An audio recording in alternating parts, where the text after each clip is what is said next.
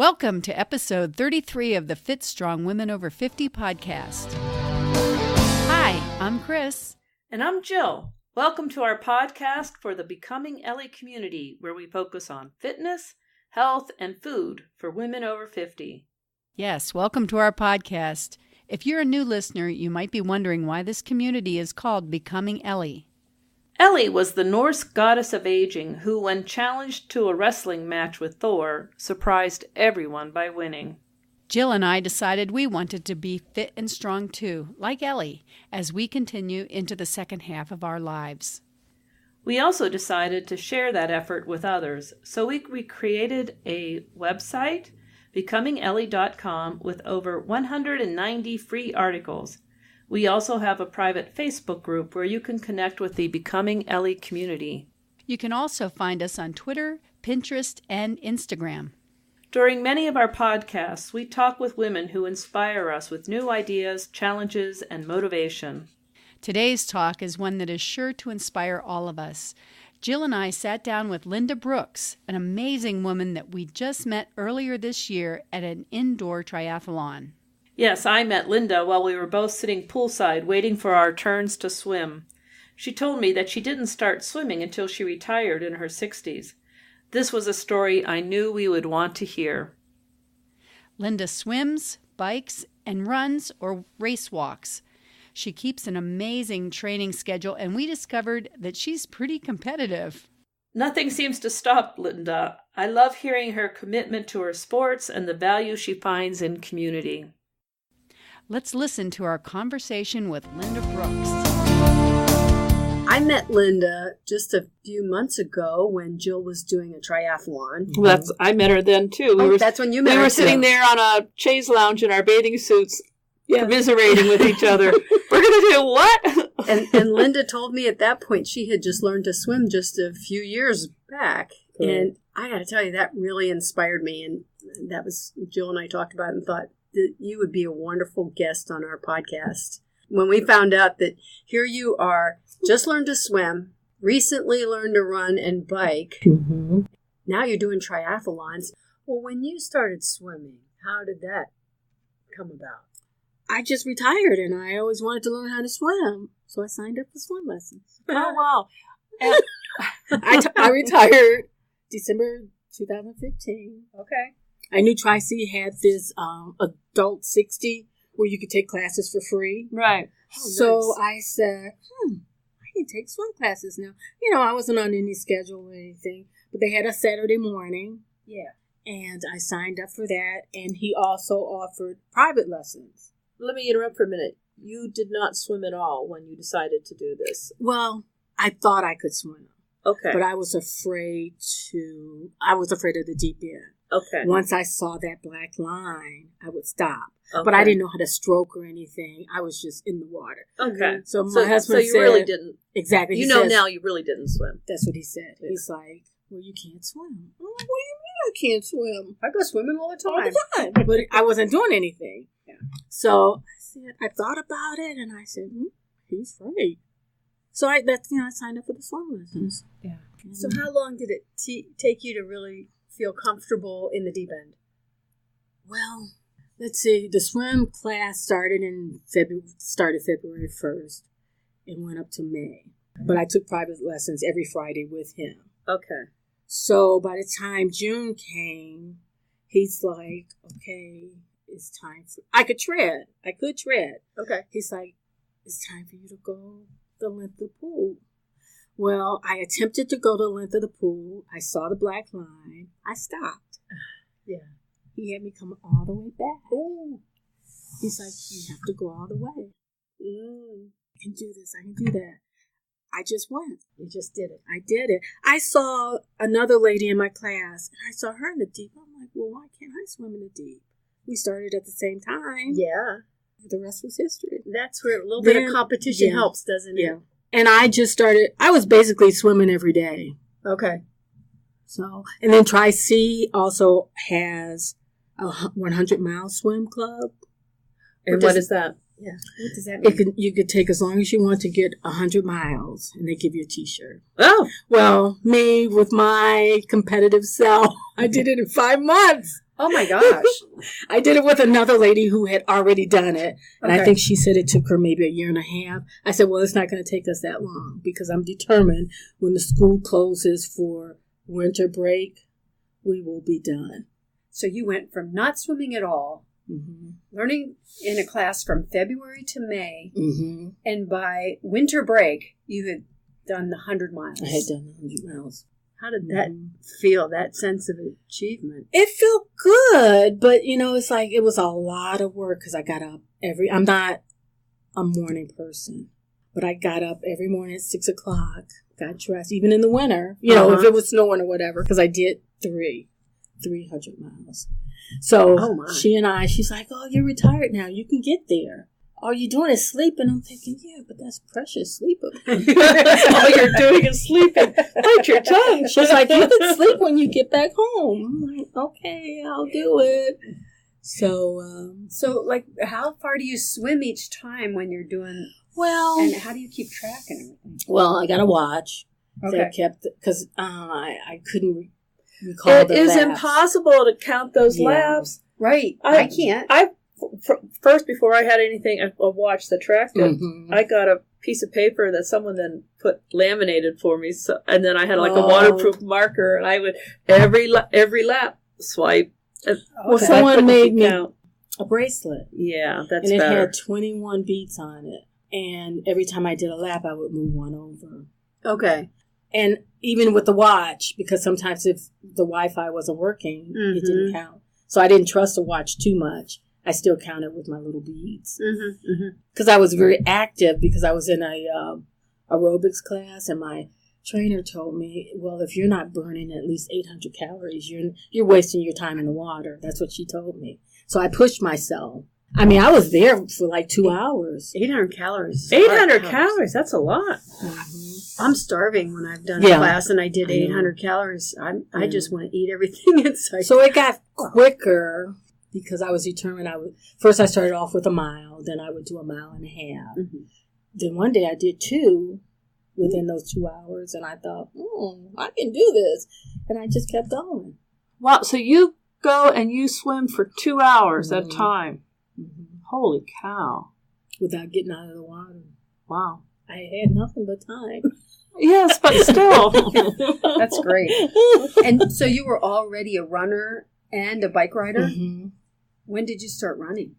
I started running in 2011. Okay. And how I got started with that, I had a personal trainer at home, and she used to run, and I told her, I want to run. I want to learn how to run. But, I'm big-chested, and I'm thinking, but I didn't want my boobs flopping all over the place, so I never tried it. Right.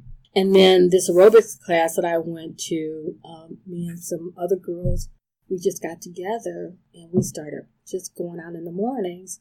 We called ourselves the 50-plus Posse because we were all over 50. Okay. So we would go out at 5 o'clock in the morning and run. And since I lived the furthest, I came in. I would meet them in Bedford. Okay. And we would run. We would meet a location and we'd do 3 miles.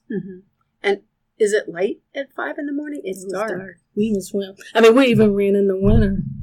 At 5 in the morning? 5 in the morning. Wow. In the street, because it wasn't. You wasn't. said you're not a morning person. Well, back then I was because I was still working. Yeah, gotcha. Okay. So what did you do? So we're sort of all over the place. Yeah. But, all right, you retired. What year did you retire? 2015. 2015. So you must have been in your 60s. I was in my 60s. Yeah. Okay. Yeah. And what did you do for a living? I was a medical transcriptionist, but So you sat. I sat. And I worked in an office up until 2006. And then I was a manager. And blah, Right. blah, blah. So they eliminated my position. I'm thinking, what am I going to do? Well, I know doctors, so I just started calling around. And this one doctor that I adored, he was in Florida. And I asked him, I'm like, well, who does your transcription? He's like, I sent it to India. You want it? I'm like, yeah. And the only reason he sent it to India is because they're 6 hours or so ahead of us. Right. So when he got up in the morning, He'd have was there. I worked for him for quite some time. And then he referred me to another doctor. So that's how I got my work. And I did that up until I retired. Nice. I did it for like 45 years. Wow. So you were a runner in 2011, running with a group at 5 in the morning. And then where did the bicycle part come in? Well, in 2000, it was either 2014 or 2015, they had a group called Black Girls Do Bike. So I joined that. That reminds me of something totally separate that I'll come back to. Because I belong to a running group, Black Girls Run. Okay. Yeah, and I've heard of that group. So then we have a bike group, Black Girls Do Bike. So I joined with them, just riding casually. And we would just do trail bike rides as a group. So you started all of these things, though, in my 60s. In your 60s. I was like 59. Right. Okay. So... And then I had lupus, so I wanted to just stay active. And everybody says, well, I know a person with lupus and they can barely move. Right. I'm like, because they claimed it. I didn't claim my lupus. I just took the medicine that they prescribed me and I kept going. I changed my diet because they gave me a list of foods that would trigger my joint pain. So I stayed away from those foods and it helped. So you became very active after your diagnosis of lupus. After my diagnosis of lupus, yeah. I was diagnosed, this is 2000. So I've had lupus for 16 years. Okay. It's in remission right now, but he says it's not curable. I assume living an active life and paying and avoiding those foods is at least partially why it's in remission. I think so. Yeah. Because he just says to me, whatever you're doing, just keep doing it. I love when doctors say that because then you're on the right path. Right. They don't know why, but it's good. Yeah. And you're a member of the Cleveland Triathlete Club. I am. I joined them maybe 2 years ago. Probably when I did my first try, I did the Twilight. Oh yeah, there was the Twilight, the indoor Twilight indoor triathlon. That's the one first in Cuyahoga Falls at the natatorium. And thinking I can't do triathlons. No. My girlfriend's like, just try it. You would really love it. It's not pressured. You just do what you can do. And that's what I did. The one in 2018, I came in second place. I did the one in 2019. I came in second place because that's awesome. There's not very many 60-year-olds that are swimming, doing triathlon. Right. That's what I like about the age grouping. You're competing with people your own age. Now, next year will be a little difficult because there was a lady there. I mean, she was an awesome swimmer, but she was a instructor. Oh, so she's going to give me competition next year. Because you're going into her age group? Is that she's coming into my age group. She's coming into yours. Oh. Okay. Yeah, don't you hate that? Yes, but that's okay. I'm like, and then, believe it or not, when I did that try with you, I came in first place because it was your first try. Right. And so they put me in the other group. Yeah. Me as an open swimmer or something. Okay. Yeah. So I came in first place. That's exciting. Right. So there were, and I came in first place for the same age group, but for newbies. Yes. Yeah. Well, that's a really neat thing about the way they do those triathlons. I like when races. So they don't necessarily have to give everyone medals or whatever, but I think the more encouragement you give people on those age groups, and people like to win something. Yes. Right. And recognition just feels good when you've done so much training. Anybody that's swimming for 2 hours every morning.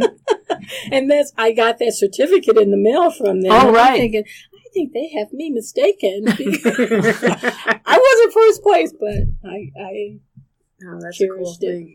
I hang it up in my room. Right, yeah. All those things I like getting all those things. So how did you stay in shape for bike riding in the Ohio winters? I do spinning. I usually stop spinning it in April because it's time to bring my bike out for the summer. And then I just tell my spin instructors that I'll see them in November. So I started back spinning indoor in November of last year. But I'm going to spin all year. I think I'm just going to do it all year now. Oh, okay. The Cleveland Triathlon Club, they met every Saturday morning at Twinsburg Fitness Center. Okay. So I did a couple of indoor but an indoor cycling class with them. Okay. They're quick, fast. Super fast. Yeah, super fast. Is it the music or? No, No, it's nothing. It's just that you're on a trainer as opposed to a spin bike. I see. You bring your own bike and your own trainer. Okay. And you set that all up. And they spin for, I want to say, 2 hours. This class here was just, they had 2 instructors. Mm-hmm. And they would call out when you change your gears. You know, when we were going to go uphill, when we were flat. It was just very intense. I had a whole puddle of water around me on my first time with them. But they're very encouraging. Mm-hmm. They welcome anybody to come. Like, I rode with them last summer outdoors. Nice. Oh, my God. I couldn't keep up with them because with me being a newbie, I had just gotten a road bike. I was trying to get used to the clips. So they're like, you know, just do what you can do. So I had trained myself. They rode from Wilson Mills Road all the way over to Miles Road, which was 10 miles out, 10 miles back. Well, I didn't do that. I just went as far as I could. And the first time I went out with them, someone stayed with me. She told me when to change my gears. Mm-hmm. Oh, how nice. That's good. She told me when to stand because I told her I can't stand on a bike. She's like, oh, yes, you can. So first we just went around in the parking lot, and she was showing me different things. So we went out on the road. We went past Mayfield. I think we went all the way, like, before we got to Cedar Road. And then she's like, well, let's go back. So we went back. So the next week I went out with them. I made it to Cedar Road. So I had trained myself that each week I would just go further and further, but I got gout. Oh, no. That's bad. I got gout, and I sprained my ankle. I went on a 30-mile bike ride with some friends out to Maple Trails. Is it Ashtabula? Okay. And I fell again, twisted my ankle. Didn't realize I had twisted my ankle until I got back. And when I got home, I took my shoe off, and it swelled up. So I was out of commission for quite some time, so I never went back to ride with them. And they just started back up last Wednesday. I'm not going out. No. Chagrin River Road is very hilly. Yeah, it's hilly. And they do a lot of hill repeats. I can't do that. Yeah, you have to build up to something like that. You can't just jump on and go. So the same group has on Saturday mornings sometimes in the summer open water swim up at Fairport Harbor. Oh, yeah. And I went to that once or twice. Did you? Yeah. And there's a lighthouse there. Yes. And a really nice restaurant for breakfast. I have the important things down. But it was actually, it's a eye-opening thing to swim somewhere other than in a pool. Well, I don't want to swim outside. I'll swim outside in a pool, but I don't want to swim in a lake, ocean, pond, river. Open water. No, I have no desire attempting. Well, I've done it a couple of times, but I was pretty much the same way. I don't want to put my feet on slimy bottoms. No. You know, I don't want anything touching my feet. Yeah. There's definitely a comfort level in being in a pool, isn't there? With the lanes well marked and you know how many laps you've done. Yes. And you don't have people crawling on top of you by accident. The nice thing about Cleveland Triathlon Club, they have clinics. They have bike clinics, they have swim clinics, they have run clinics. So they're a very encouraging group to be a part of. So that's actually a good point for our listeners, because not everyone, of course, is in Cleveland. But you started running by running with a group. Mm-hmm. You started bicycling with a group. And the swimming was a class. With some additional thing. And now you've gotten some additional help through the triathlon club. Right. So it's finding groups is sometimes a really good way to get started, I guess. Because they help you. Yeah. And it's social, too. Because after the bike training on Saturday mornings, we would all get to the pool. We would all swim. So if I asked one of them, could you help me sprint? I don't swim fast, but I want to learn how to swim faster. They would take time and stay with you and count, see how many strokes you're making across the pool and critiquing you. Right. What did you find was the hardest part about improving your swimming? I'm still, I learned to swim just for leisure swimming.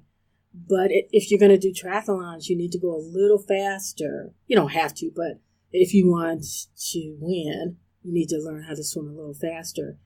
I don't want to do that. I want to swim at my own pace. Yeah. I look at them in admiration because I'm like, I wish I could swim that fast.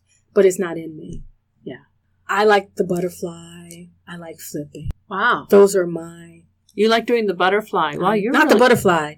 A breaststroke. Okay. Oh. Breaststroke. I was going to say, butterfly is one of the most advanced Yes. swimming techniques. Well, my coach where I swim, he strokes. had clinics. So he had I did the butterfly. I learned how to do the butterfly. He has it on video. So, but I have no desire to do the butterfly. He had a breaststroke clinic, a flip turn clinic, and a butterfly clinic. I already basically knew the breaststroke because we do that in class a lot. But it's hard.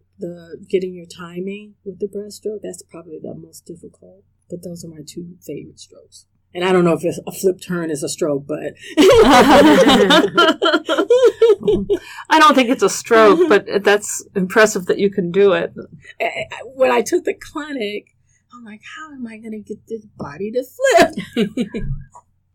So did you have any, so you've said, you sprained an ankle, and have you had any problems with injuries, coming to fitness at a relatively late age? No, none at all. I mean, tiredness and that's about it, but I can go home, take a nap, and that's exactly what we did. We would swim, I'd go home, take a nap, go out and run in the evening. Yeah. You're training just like the pros. That's right. They all take naps. Yeah. Part of their regimen. But the walking part, I got to the point with running. I thought, I'm not really a runner. I can walk just as fast as I can run. So I was happy with just walking. Okay. And then I did my first marathon. I ran the half marathon. I ran the second one. I walked and ran. I did both. But the last one I walked the entire time. And it took me 3 hours and 45 minutes. You walked a half marathon in 3 hours and 45 minutes. That's impressive. Yes, it is. But, you train for it. Right. You don't just go out and do it. It's not like a walk in the park. No, occasionally you'll run into someone who'll say, I just decided to do this and I didn't train. Well, they aren't usually the 50 and over. No, they're usually like 22-year-old young men. And that's where I think people can get in trouble because you think, oh, they just did it. I'm going to try it, forgetting that, it's not just the muscles, it's the ligaments and the joints and the food and strength. And that's training. the nice thing about Black Girls Run. They go out, they have groups every day that go out. Even when they're training for marathons, half marathons, they'll set aside a Saturday morning. And it depends, 1 week we might do 4 miles. Next week we'll do 8. You have to build up to that 13 miles. And it's hard. So the long runs are with the group. How did you find them, Black Girls Run? Well, my little friends that I used to run with, some lady said to me, you should join Black Girls Run. I'm like, I don't want to join a Black Girls Run group. We're running. What do I need to run with a group? But I wanted to get involved with more women. So we got with them, and then I became a run leader with them. So what's a run leader? Since we were going out every morning at 5:00, they're like, well, why don't you be the leader of this group? And you decide where you're going to meet up. And I would send out messages every week where we were going to meet. So you'd say, Tuesday we're meeting at 5 a.m. at wherever, and we'll run 3 miles. 3 miles. It was always 3 miles in the morning. Okay. Because they had to get to work. Right. And do they set the like a pace kind of thing? No. For me, it was, I didn't care how long it took them. If you wanted to get 3 miles in, if you wanted to get 4 miles, I would wait. But with Black Girls Run, they do set 30-minute limit. Oh, okay. 15 minutes out, 15 minutes in. Okay. But, not everybody runs fast. Not everybody walks right. fast. So some people, that's a 2-mile run, and some people it's a 3-mile run. And So it's 15 out, 15 back. It's more running by time rather than distance. Which is a nice thing when you're doing with a group. During, if we went back out in the evenings, we always met at Bedford Reservation because it was hilly. And you needed hills. And have you ever gone to Bridalveil at Bedford Reservation? I know where it is. I have been there. I bet only walking. I mean, I usually stop at the Overlook because there's a lot of hills going up to the Bridalveil. That's where we started. We started at that hill. And first, we were doing hill repeats every week. You just go to the top of the hill, come back down. Go to the top of the hill. we build up our endurance. Nice. And I used to go there to ride my bike because I said that's how I built my endurance because it was so hilly. But I'm too afraid now to ride my bike by myself. Yeah. At a I park. don't like to ride by myself. I'll ride in my neighborhood. Yeah. But not at the Well, if you have parks. a flat or, different things might happen. Yeah. It's good to be with a group. Yes. I know I'm jumping around a lot, but That's I okay. forgot to ask you about your diving video. You shared a diving video on the Facebook group, and I'm sure not everyone had a chance to see it. If you could describe to us a little bit about that video and how you felt and how it went. I was terrified. I walked out on that plank, and it moved, Like a diving board. The diving board. Yes, it It felt like you were walking the plank. And I inched my way back because I wasn't ready. And I came back, and you see how long it took me to jump. My mother, when I showed my mother that video, she says, "Will you please jump?" But it was scary. I don't know why. I don't know if it's because I didn't know how I would land in the pool. That was the first time you dove? That was my very first time. Oh my gosh, yeah. I didn't touch the bottom. Mm-hmm. But after that, I asked him if I could do it again. Yeah. Then we would always do it after the end of our class. So the next time I did it, it wasn't as frightening as the first time. Yeah. But that one, I was shaking. You could tell there was a lot of courage in that one. A lot of courage. He's like, "You want us to count you down?" I'm like, "Mm-mm." And then I just said, "I have to do this. I have to do this." And I jumped. So now what I do before class, instead of just walking in the pool, I jump. Off the diving board? No, not off just off the deck. Off the deck, yeah. You just jump into the pool. Because I find just jumping in the water, my body accommodates to the water quicker than just walking in slowly. Okay. And I can touch the bottom. Yeah. Okay. And the pool at Tri-C is 12 feet. Okay. Yeah, that's pretty deep. Yeah. I think just that very first time I didn't know if I was going to bump my head, where I was going to land. I really didn't know. Right. I had my eyes closed, so it didn't. Did you swim or do anything like that when you were a kid? Nothing. I took swimming in junior high school, but back then we didn't have perms in our hair. Right. I didn't want to mess my hair up. Right. Yep. So although I had a swim cap on, I knew my hair still was going to get wet.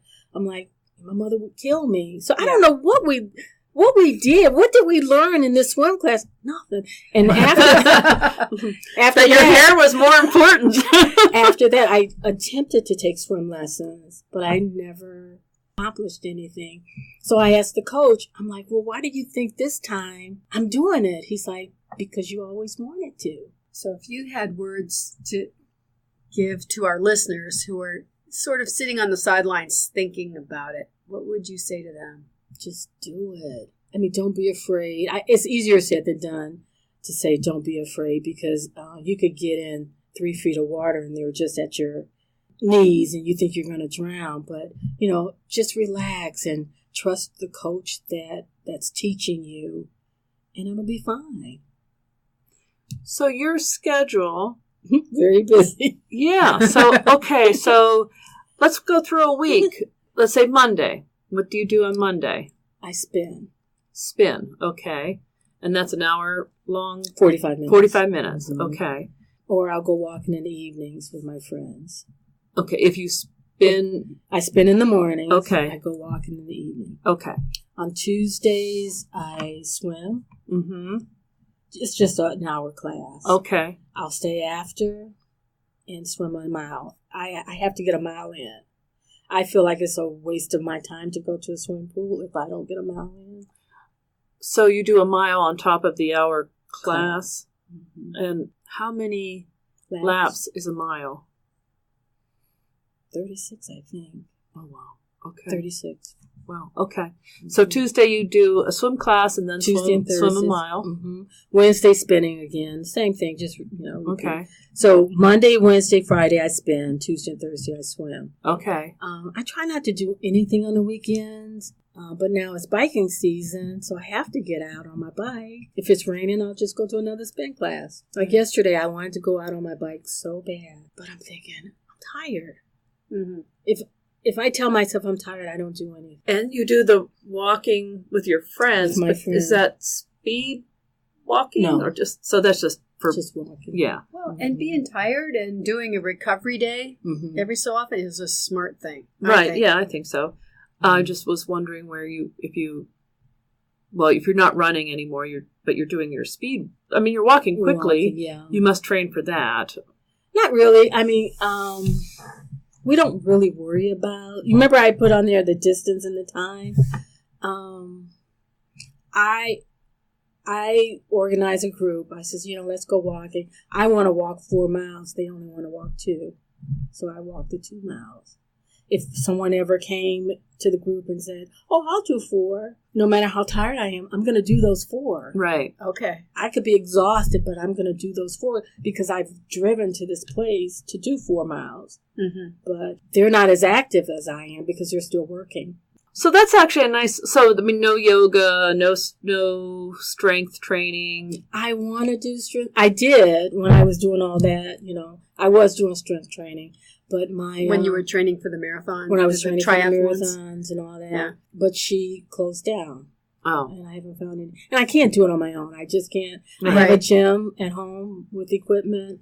I just can't seem to do it on my own. Group activity is better. Mm-hmm. Yeah, I don't do well with doing things at home. I know some people. I mean, a lot of people do very well with They do all of their training at home, and I rarely do. And I used to blame it on my kid and my dogs, but it turns out the kids and the dogs aren't in the house, and I'm still not doing it. So someone else to blame. We have, to go down to the basement. We have stairs, and if somebody says, "Let's do a challenge," I'll do a challenge. So we had a stair climbing challenge, and I don't do well on stairs. But my husband's like, if anybody offer you a T-shirt, you're gonna do it. That's the trick. Wave that T-shirt. It's like, because I go down I hate basements anyway, but I go down in the basement. I'm like, I can barely make it. He's like, yeah, but if someone was offering you a T-shirt. He doesn't do anything. He's just starting to walk now. Okay. But he doesn't want to walk real fast. He just wants to leisurely walk. And I let him go by himself. I said, that's his time. Yeah. Because he's always listening to my run keeper saying, pick up the pace? No, it doesn't say pick up but it just gives you your time and your pace. I see. And I'll say, we got to walk a little faster. And he doesn't want to walk any faster. Mm-hmm. So when you're doing your training for whether it's the triathlons or the marathons, do you have certain sayings or mantras or kind of the different thoughts that I did, keep you focused on things? I used to post things in my office. I can't remember I don't know if it's something was like a wish without a goal or something to that effect. But I just had little things around. Okay. But now I don't think about anything. Like, I'm so into my spinning right now. I'm just so amazed how far I've come. Yeah. That I just want to get better with that. Right. And of course, in a class, there's lots of words being said and music. So, and one thing, I feel like she's talking to me when she says, pick it up, pick up your speed, give me a little bit more. I always think she's saying to me, because they can see what you're doing. They have a little console and they can see exactly what your pace is and all that. So I like that, and it makes me go a little quicker. It's an incentive. You're competitive. You are. Yeah. Being competitive definitely helps. So it was one time in the class, I told her, I said, my thick thighs just can't go any faster. She's like, yeah, they can. So I come to one of her classes, and they have these, you've been to Cycle Bar. They have like 8 bikes on the side. And of course, I got one on the side, and the classes in the back of you. Everybody's going to be looking at me. Nobody's paying any attention to you. So I get on this bike, and she's like, spin as fast as you can. And I think I got up to like 123 RPMs. Mm-hmm. She's like, I thought you said you couldn't ride fast. 123, you're really cranking. Yeah. I can sprint. Okay. But not at a steady pace. Yeah. And I don't think anyone can stay at a steady pace sprinting. Yeah. Well, no, that's the nature of a sprint is Just to a be sprint. short. Mm-hmm. Yeah. Just Unless maybe you're on the Tour de France. Yeah. You know, Yeah. they've probably figured that out, but I don't know. yeah, but even that wouldn't be. But when you get a up sprint. to that high, Oh my gosh. you know, that last bit. Mm-hmm. Which has helped my biking, my outdoor biking. The spinning has really helped my biking outdoors, so I like Yeah, that. it really builds up the muscles, doesn't Mhm. it? It's a good feeling. Well, if you had something that you wanted to say to your 30-year-old self, like, you know, knowing what you know now, what would that be? Why didn't you start sooner? Yeah. That's all I admire people that start exercising in their 20s and stay consistent with it. And I just say to myself, why didn't I do that?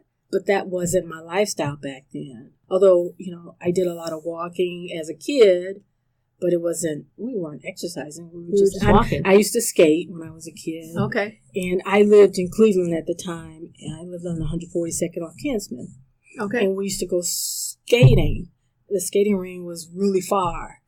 So my mother would give us bus fare where you could either ride the bus down or ride the bus back home. Well, we would walk because we knew we were going to be exhausted on the way home.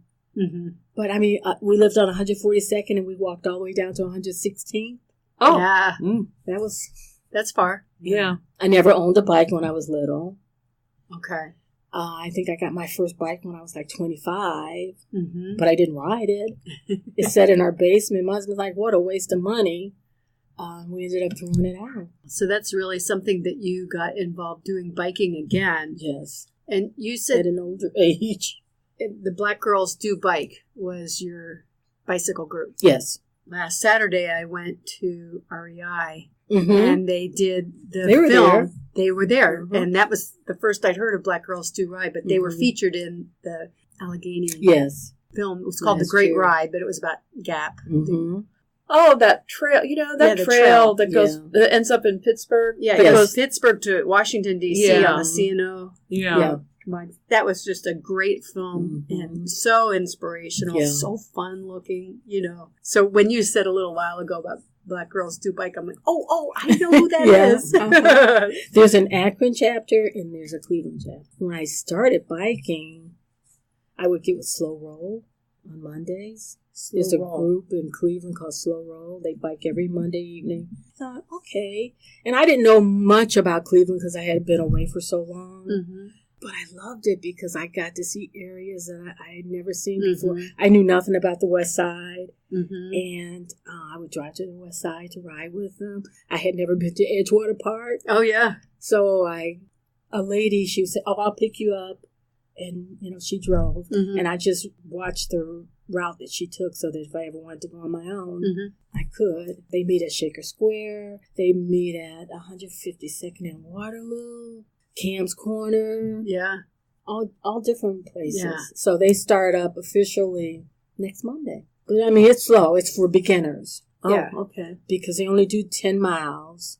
And it's very slow. I mean, they could have 200 people, so they'll get to a corner and there's still people way So back. do they They'll wait? Yeah, that's Mhm. nice. You know, when you're a beginner, it's hard if Mhm. you're in I remember going to a hiking group and they were adamant that we're fast hikers. Mhm. And if you can't walk at this pace, we leave you behind.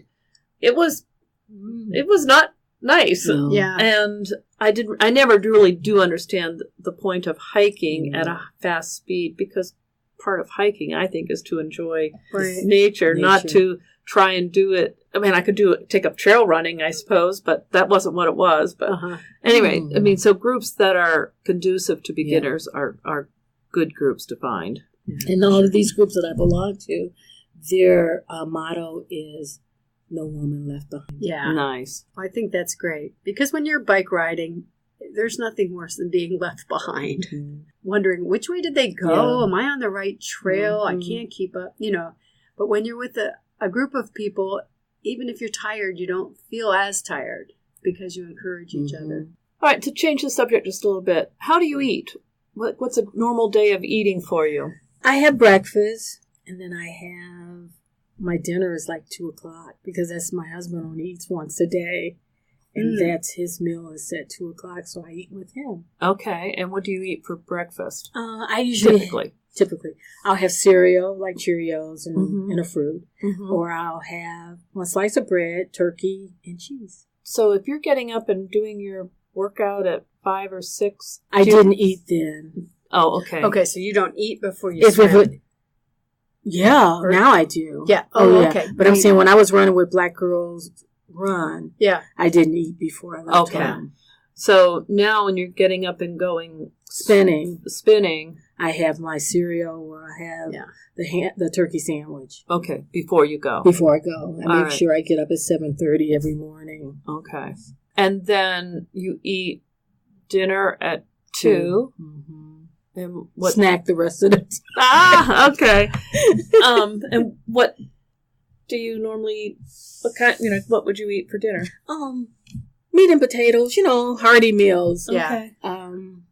We have a green vegetable every day. Steak, baked chicken. We rarely eat fried chicken anymore. Meatloaf. Okay. But things that aren't good for me. I mean, my husband's very thin. Okay. He doesn't gain any weight. And I want to eat like him. So it's hard. It is hard to eat the same as someone who's naturally thin. Yeah. Well, and when you work out a lot, at least when I work out a lot, I get hungry. Yeah. I mean, I know I've burned calories because I'm hungry. Well, when I was doing those 100 miles at Tri-C, I would take a snack with me. I would have almonds with me. I would have applesauce. Yeah, that's great. I took the string cheese, some protein. I keep almonds in my car. Okay. Like when I leave Cycle Bar, I eat almonds on my way home. But I count. I only have 22. Yes, there's always that magic number of almonds to eat per day. Yeah. I know what to do. Do I do it? No. Okay. Because I'm not a big vegetable eater. Like when we have our vegetables, I'll just have a spoonful. Just to say I had something. But I like salads, but they're just plain salads with chicken on cheese. My husband's like, you can't eat that every day. I'm like, why not? I used to eat like this every day, and I lost weight. But I'm starting at Metro Health Medical Center. They have a program. It's like Weight Watchers. Okay. It's free. Nice. And you write down, you keep a log sheet of what you eat, and they give you printouts of how much grains you should eat, how much protein. And if you follow it, you can lose weight, but I didn't follow it. I've been going there for a long time, and I'm like, no, I'm not writing down anything. I don't want to write down what I eat. I know what I eat. But that didn't help me. Yeah. So my sister and I are going back this Thursday, and I'm going to write down everything. I find it challenging sometimes to write down what I eat. Tracking is hard, but they do say, those people who do studies and all this, that you are more likely to lose weight or to be effective with your diet plan if you write it down. Well, you know what? I find it so easy to write down, I rode my bike for 15 miles.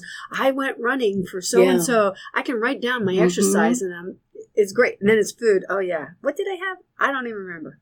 I know. There's something about writing down my food. Well, you know what it is? It's a lot of detail, too, for one thing, to write down. Right. So if you make a salad, it's not just, you don't write down usually salad because there's a million kinds of salad. Maybe there's 6 different items on it. So you write down, I ate 2 cups of spinach and 3 tablespoons of onion and diced peppers. It's not nearly as fun as writing down your exercise. Well, we have something that we call the lightning round. Okay. Where we'll ask you questions, a choice of this, or this, or this and this. And you can answer it quickly, or you can slowly, you can explain, you can not explain if you don't want to. Okay. And so we'll go ahead and get started. How about if I do the first one? Okay. Yeah.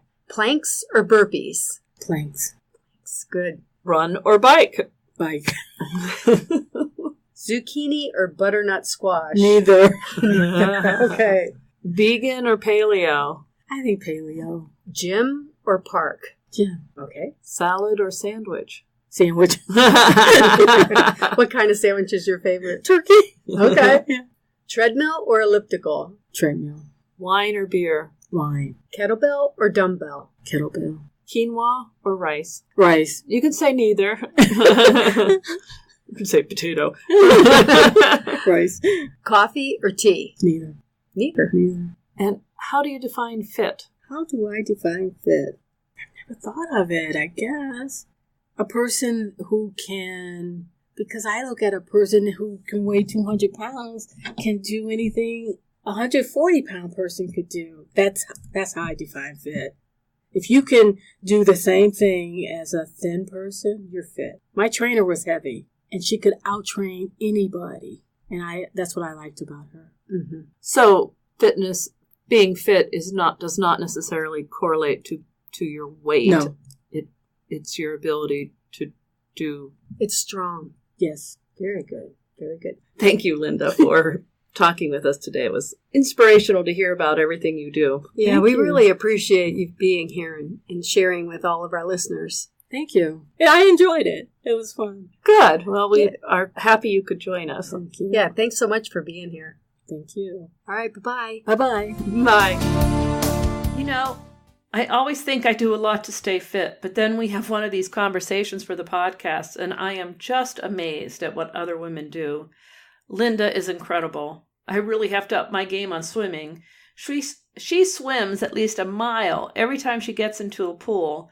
That's over 1,600 meters if your pool is metric. I'm happy if I swim about half of that.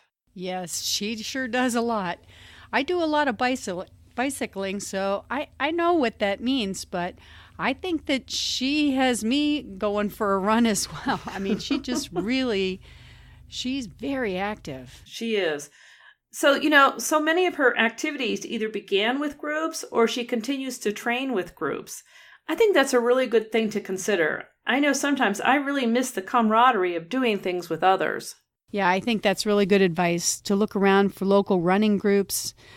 I ride my bicycle frequently with a training group, and it's so helpful because, if you're looking for a mechanic or trying to find some new equipment or just had some questions about something, sometimes some new rides that, I wouldn't have considered going on. When you're with a group, it just is so much more fun. Yeah, that's true. Even if you don't have a group to ride with or run with, all of us can get some support from each other through the Becoming Ellie community. I know I really like hearing what other women over 50 are doing to stay fit and strong. It motivates me to get out of my chair when I think about what everyone else is doing. Yeah. I hope our listeners will consider joining the Becoming Ellie Facebook group and tap into some of that inspiration too. Also, let us know what you're doing to stay fit and strong, or to let us know what you thought of this episode. Leave us a message on our website, becomingellie.com, or on our Facebook page. And we also have a phone number where you can call and leave us a message. That number is 330-970-6662, and it's also on the website. If you enjoyed today's episode, make sure you subscribe to the podcast. You can do that wherever you listen to podcasts. Also, be sure to tell your friends about us and show them how to access podcasts if you need to. Be sure to subscribe at our website for updates on all Becoming Ellie information. You can also find lots of other great information and things to download there. Thanks for listening. Join us for the next episode of Fit Strong Women Over 50. Yes, see you next time. Bye for now. Bye.